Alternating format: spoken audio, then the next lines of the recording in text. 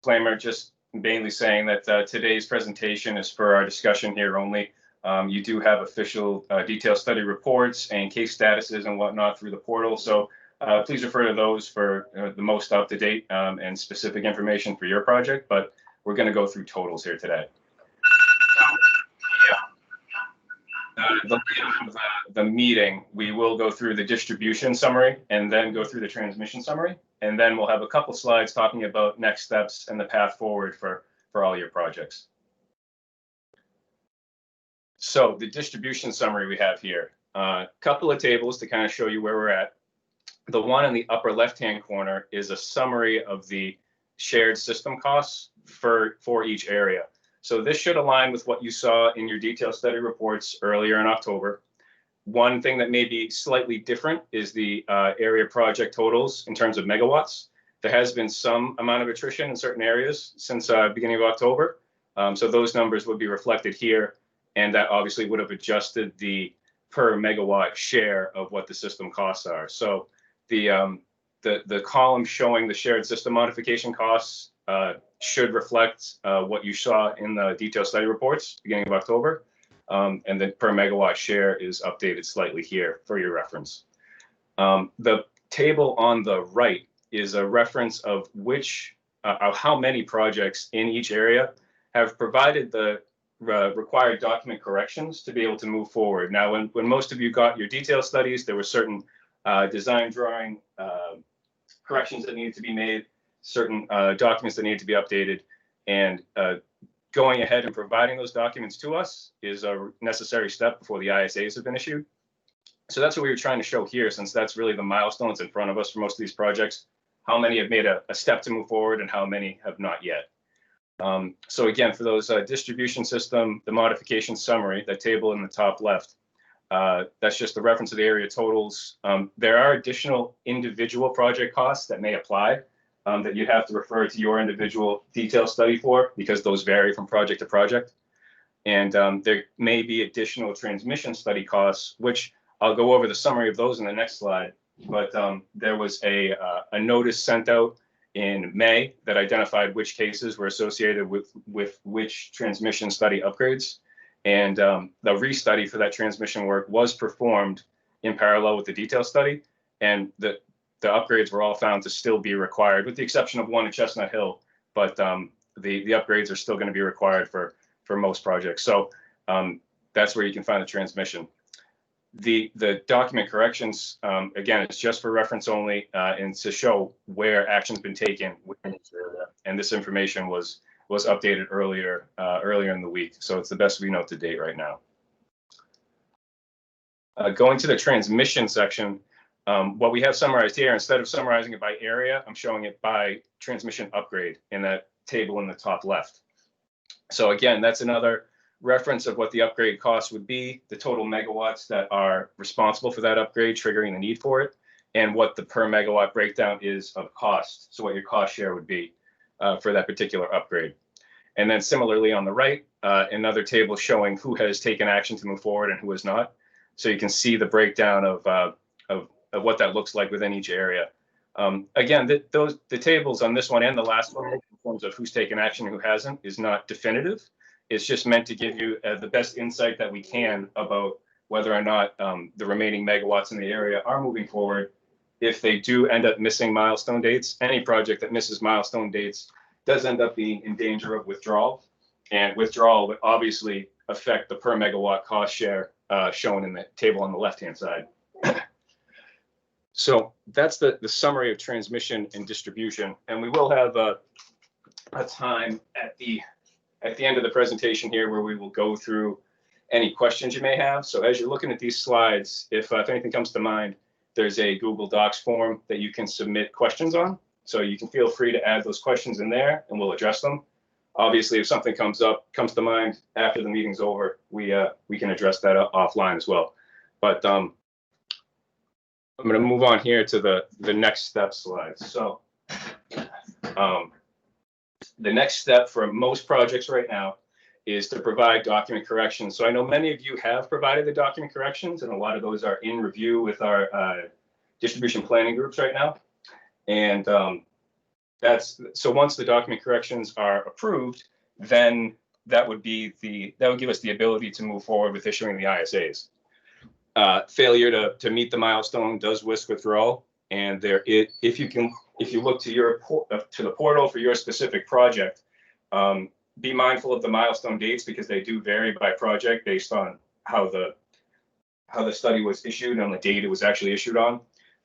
So be aware of your milestone dates if you haven't already submitted documents, and be aware there is a one-time extension available prior to that milestone expiration. So if you need additional time, there is an avenue for that.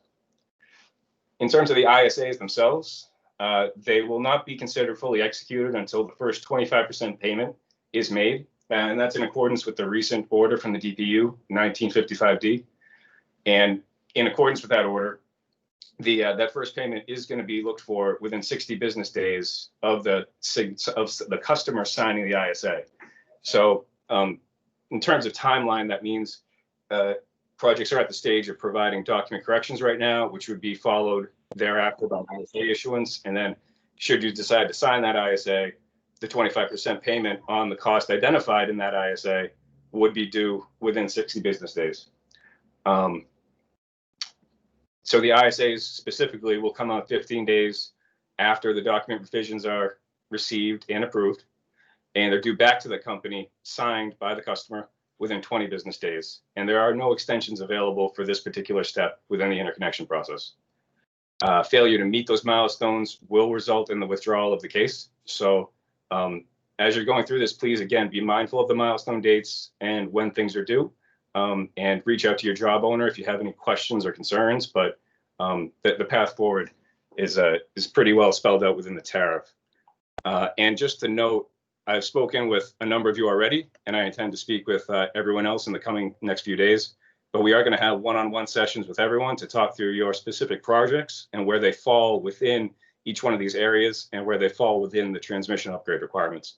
So we can go through any project-specific questions that you have at that time. So a couple more items on next steps. So attrition. So this is attrition in reference to the current volume of projects that were examined from the detail study. So if depending on how many projects, if any, move forward or withdraw from that group that was issued reports at the beginning of October, there could be a need for a restudy. And at the very least, attrition will drive a reallocation of the kayak costs. So the total cost that I was showing on the earlier slides would get divided up amongst the remaining megawatts that stay in and choose to sign their ISAs. The element of a restudy would come in depending on exactly how many projects drop out, where they're located on the system, and what size those projects are. So that is something that there are many permutations of how that could shake out depending on who stays in and who elects to withdraw. So our distribution and our transmission planning groups will each have to review the amount of attrition to see whether or not a restudy is warranted. So if there is a modest amount, a restudy may not be required. It may still be apparent and clear and justifiable to go ahead with the upgrades that we've already identified. If the attrition is more extensive, then it could prompt a need for a restudy to confirm whether or not the upgrades are still appropriate for the remaining amount of megawatts in the queue. And this restudy would be just that. It would be just a restudy of the existing designs that remain in. So it's a restudy of the attrition. This would not be a restudy that would incorporate any design changes. Those would be considered significant changes and would not be allowed to go ahead within the restudy parameters. So that's how the attrition and restudy within the current group would work. The next group of bullets we have here is around the subsequent group studies that are getting formed within these similar areas of Central and Western Mass. So the group studies for those are currently open. The windows are open, rather. And that's the first step in the tariff process of the group study provision that was enacted earlier this year, where the window for enrollment is open for the groups in these areas. And so far to date, what we see in queue is there's several hundred megawatts across a number of different groups that are looking to move forward with group studies in these areas. And these are projects that have not yet been studied. So this is not inclusive of your projects that were part of the detail studies. These are brand new applications that are seeking to move forward in the future. And the groups that are comprised and how they were sectionalized, they are including similar locations to what was already completed within the detail studies. Some new groups, new areas have popped up, prompting the need for groups. So those are all in formation right now. Now, any project that submits a new application is eligible for entry into the group. So for instance, if you have a project within the existing cluster study, detail study area right now, and you elected not to move forward based on the situation there, there is the opportunity to withdraw and then resubmit your application to be part of the following group. And in terms of the tariff, that's the appropriate path forward based on how the guidelines are set. So for this group window, for the next group studies, the window of enrollment is open until the 16th formally. The company does have the ability through the tariff to keep that window open for a slightly longer time period. So we would ask that if you are thinking about taking an existing project and looking to get it into the next group, then we would ask that you let your job owner know as soon as possible, and that you have the new application submitted before the end of November, before November 30th. That will allow us to be able to include that project within the next group and allow us to move forward with the scoping activities, scoping meetings, and progressing that group into the future.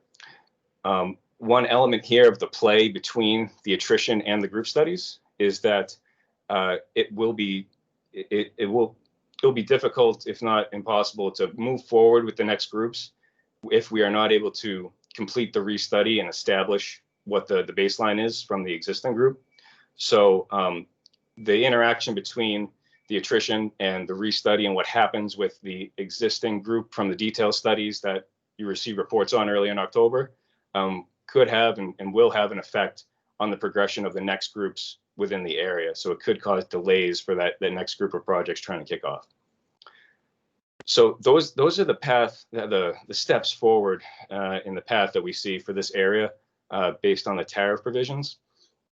So at the bottom here, we do want to note that we're trying to work through this with you, and we are always willing to discuss any feedback or suggestions or thoughts that you might have on the situation and a way to move forward. So thinking about it within the bounds of the tariff, which is a major part of what we're trying to arrange here. In the recent orders that have come out, I know there's been a lot of activity within several open dockets with the DPU and orders that have come out around those. So thinking about all that, if anyone here has a way forward or a suggestion or a preference even on a path that we could use to move everyone forward here, there is, with the link that was provided to submit questions, there's also a spot on there, an open field, where you could submit your thoughts and comments on how we could best proceed. And we don't make any commitments on how we could move forward specific to any actions that you propose, but we want to be open to and hear any ideas that you may have. And if there's something that's viable that fits within the tariff and it maintains the safety and reliability of our system, that we may be able to find something to move forward. So open to hear anything you might have to offer with regards to that.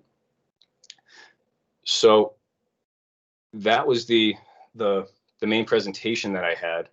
So I think we could go to the questions list. Hey, Mike, it's Will. So we do have 4 questions so far, so I think I can give you a break and answer maybe a couple of them. And then we'll, if anybody else has any other questions, you can submit it through that Google Doc. So just to kick it off, I think all very good questions, good clarifying questions so far. The first one is that 1955D indicated agreement is fully executed 15 business days after receipt of the agreement. Whether or not utility has executed it, do you mean no action will be taken until 25% payment has been made? So the order itself actually states that agreement or the ISA is fully executed 15 business days after the first payment has been made, whether utility has signed it or not. So our intention is to fully execute it as quickly as we can after that first payment has been made. So that is a change in this most recent order, along with the time frame, right, going from 120 business days to 60 business days. Another major change here is the execution of that ISA, and that's what we wanted to make sure was clear here. As part of this discussion, was that ISAs will not be fully executed until after that first payment has been made. The next question says, if your project requires a restudy, do we still need to pay the ISA costs? So the answer is yes. That's the short answer, right? So once has been delivered and signed by the customer, right, we will be looking for that payment to be made, right, as sort of the agreement to that payment being made. If things move quickly enough, right, we don't know the duration of any subsequent restudies because we don't know the scope of any subsequent restudies as of yet. But once we get that information and are able to move forward, right, we'll move forward through normal processes, right, of identifying the scope, identifying the cost of the restudy and a time frame around that, and communicating that to those projects that would be in the restudy. Does fit within the timeframes or the payment timeframes on the ISA. Great, obviously no payment would be required in that meantime. But if that time frame does exceed the payment time frame, or the restudy time frame exceeds the payment time frames in the tariff, right, there would be an expectation that those payments are made. Moving on to the third question. It says, will existing area study projects be considered preceding studies for the purpose of group study? And the simple answer to that is no, also, right? So we would require, right, there's no way in the tariff or the group study provisions for us to move these preceding studies into the group study. So what we would be looking for and making the exception to, I think Mike mentioned that the group study windows are open right now until next week, early next week. We would be making an exception to include projects that would withdraw and resubmit, who were part of sort of this area study process. We would include those to make sure they were in that subsequent group study, or this follow-on group study, right? But the expectation would be a project would be withdrawn, a new application would be submitted, and we would work that application through the normal process and get it into the this follow-on group study. Yep, we're getting a few more jump in, so that's great. As we're moving on here to the fourth question. So this one, it says, is National Grid tracking docket 2075, and are we considering halting the issuance of the ISAs until 2075 is resolved? Yes, we're very involved in docket 2075 with the DPU, and we are not looking to halt or place any of this on hold at this time, right? There is no time frame around 2075 at this point, and after some conversations both internally and externally, right, there will be no actions taken at this time around 2075. We are going to move forward under current cost allocation processes and current tariff-driven processes. Next question. It is, how will National Grid handle ISA costs if project goes through restudy and results in an upgrade cost that is less than the original 25% cost was paid? So no answer quite on that, right? Obviously, we would reimburse. We would reimburse for any additional funds collected. The normal process, right, is that once the work is done, a true up a reconciliation, I should say, is completed, and then any additional collected funds would be returned to the customer. So in absence of any other conversations or discussions about that process, that is the normal process that we would work through. And then just looking at the last question here,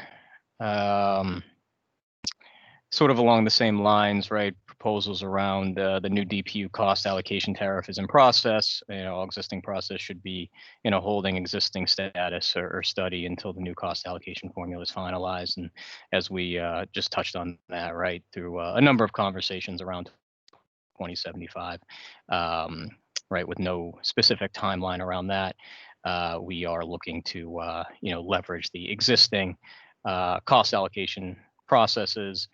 We believe that, in the meeting last week with the DPU, it was understood that projects that are currently in place today, those processes will continue to move forward under or as they have in the past, as normal as possible. And 2075 may not be done in time to impact any of those. So I think I've run through the list. So we can give it another minute to see if there's any additional questions that pop up.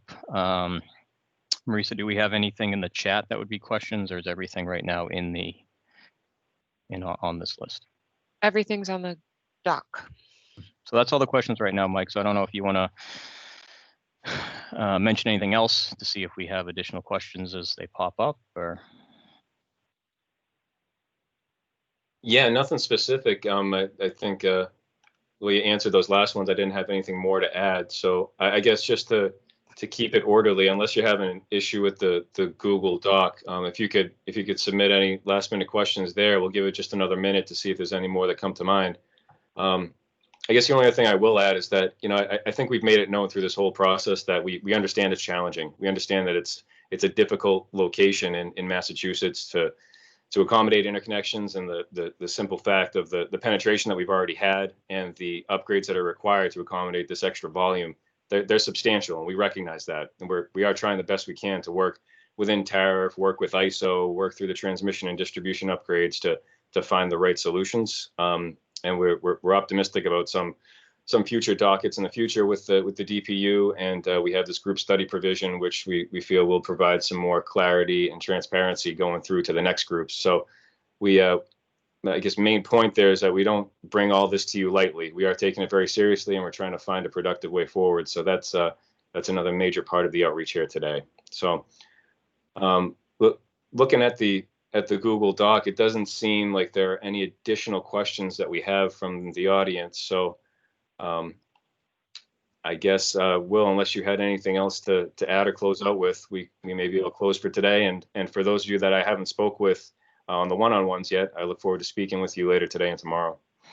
Yeah, so just to give it another minute, if there are any more questions, definitely submit them through. They do pop up very quickly once they're submitted.